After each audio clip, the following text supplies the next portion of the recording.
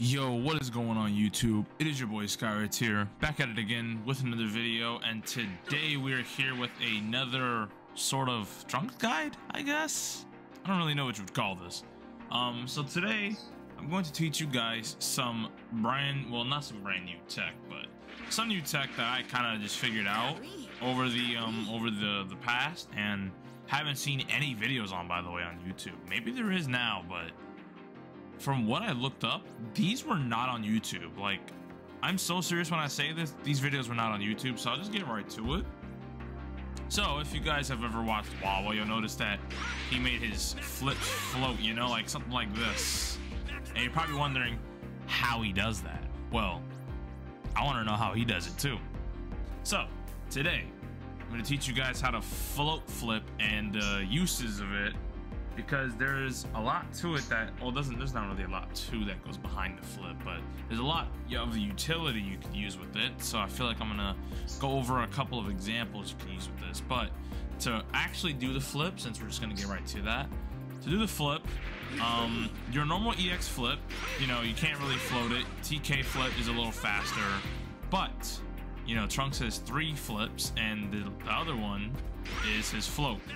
To do this, during the flip, you are supposed to hold the float button. Now, if you don't know how to float, it looks something like this, right? You super jump, which is by pressing down on your controller and then pressing up right after, and you get a super jump. But during that super jump, you can also float. So you hold up and you go in any direction. You'll float to your direction. That's what a float looks like. With the EX flip, it's no surprise. You do the same thing as you do with a super jump float. You float. You literally have to hold up after the flip, or well, during the flip. So it has a bit of uses. Well, actually, not a bit of uses. It has a lot of uses. This technique can definitely take you far. From what I understand, I believe you can't really. I don't think it's really good, like, in the air, though.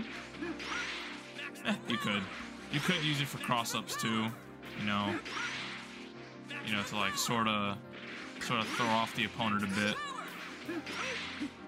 I mean, let's just go for this, right? But, yeah, the float flip. Now, obviously, there's a lot to it that goes to it. This is also an incredibly hard technique to actually do consistent, since you are focusing on floating the flip, so it can get very tricky at times.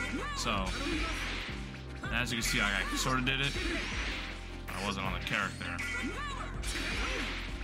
So basically, it gives you that good left right, and it actually mixes up your landing, because normally with the EX flip, you know, you can see the landing, you can see that Trunks may land. EX flip kind of helps that, if I can do it today.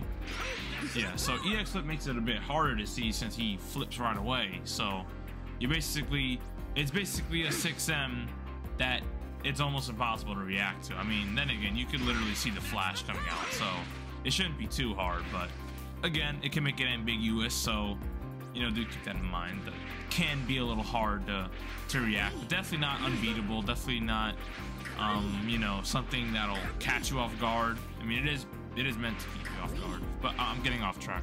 So for the float flip, obviously there's a bunch of utility for it. Like, you know, it can sort of play neutral for you in case there's like a beam that, you know, you fly over. It's actually a pretty good way of beating out a beam. It's actually pretty good. So well, let's see, I think I did this right.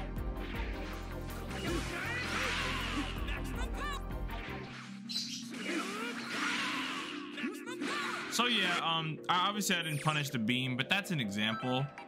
So yeah, pretty smooth if you ask me. It's a bit stylish. It definitely looks cool to punish a beam that way. It definitely looks cool.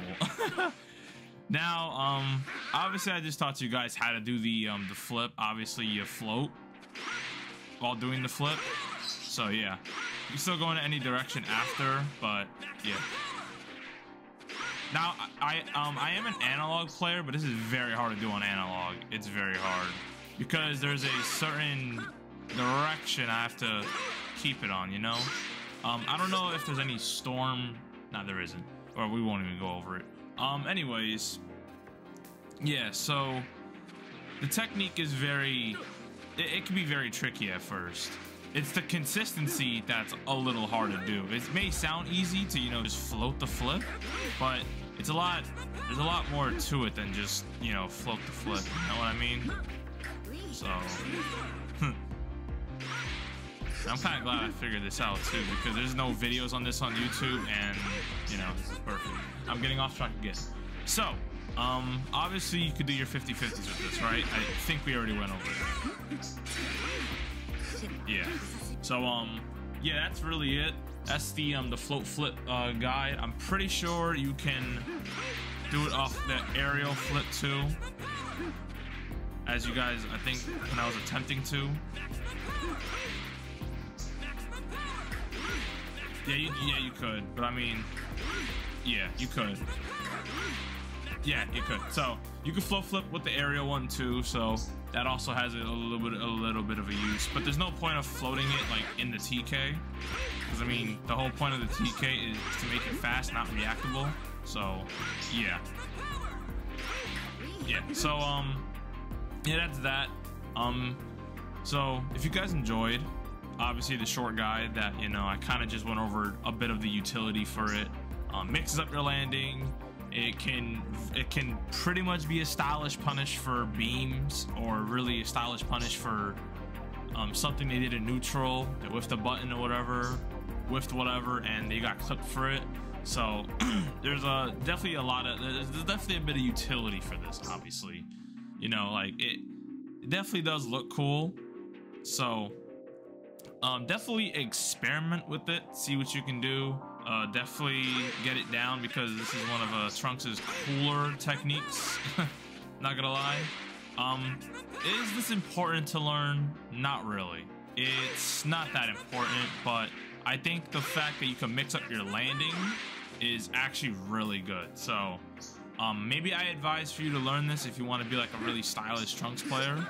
But otherwise, I advise not to worry about this technique. It's not too important, since you don't really see the...